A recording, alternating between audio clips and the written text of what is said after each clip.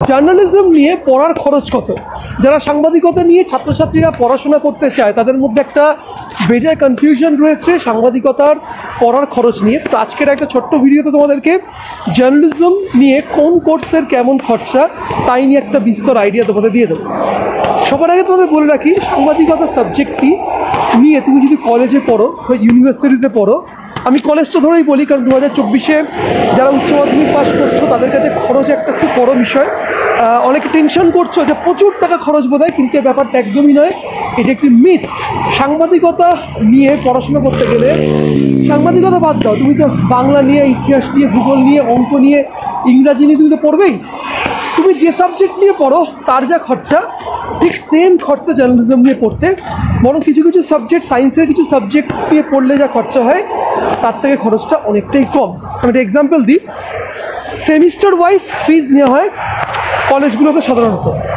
তো কিছু কিছু কলেজে সেমিস্টার ফিজ 6 মাসে 5,000 টাকা, কিছু কিছু কলেজে সেমিস্টার ফিজ 6 মাসে 4,000 টাকা, কিছু কিছু কলেজের সেমিস্টার ফিজ 10,000, আবার কোনো কলেজের অবশ্যই সেমিস্টার ফিজ 20,000 টাকা রয়েছে। তাই তুমি তোমার বাজেট বুঝে, মানে তোমার বাজেট যদি সেমিস্টারে 3-4 হাজার টাকা দিয়ে পড়ার মতন হয়, সেই বাজেট অনুযায়ী কলেজ সিলেক্ট করবে, আমি করে দেবো, কোনো চিন্তা নেই। তোমার যদি বাজেট থাকে 20,000 টাকা দিয়ে পড়বে, সেটা দিয়ে পড়তে পারো। তুমি তোমার বাজেট বুঝে তুমি কলেজ সিলেক্ট করতে পারো, সেই নিয়ে কোনো চিন্তা নেই। ক্যালকাটা ইউনিভার্সিটি বলো, স্টেট ইউনিভার্সিটি বলো, বর্ধমান ইউনিভার্সিটি বলো, সব জায়গাতে কিন্তু সেম সিস্টেম হয়ে থাকে। আরও একটা ইন্টারেস্টিং বিষয়, প্রাইভেট কলেজ। হ্যাঁ, প্রাইভেট কলেজের কোর্সের ফি অত্যাধিক বেশি।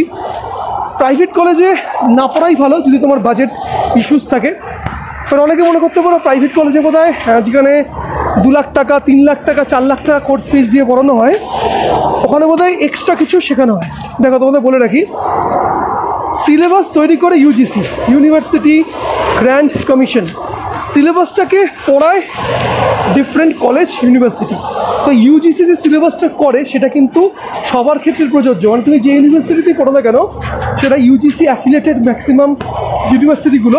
আর ইউজিসির আন্ডারে সমস্ত কলেজের পড়াশোনার যে সিলেবাস কন্টেন্ট সেটা সেম হয়।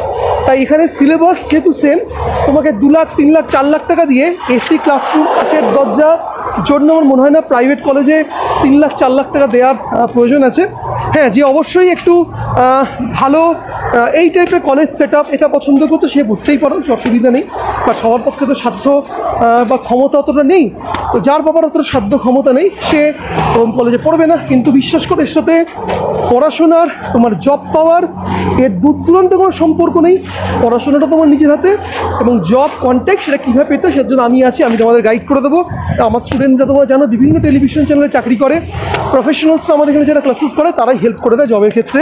এখানে কলেজের কোনো হেল্পের প্রয়োজন হয় না, বা কলেজ লিটারেলিভাবে হেল্প করেও না। এই ছিল খরচ নিয়ে একটা ছোট্ট ভিডিও। হোপসো ভিডিও ইনফরমেশনটা তোমাদেরকে ভালো লেগেছে। ভিডিওটি ভালো লাগলে লাইক, শেয়ার, কমেন্টস করতে ভুলো না যেন।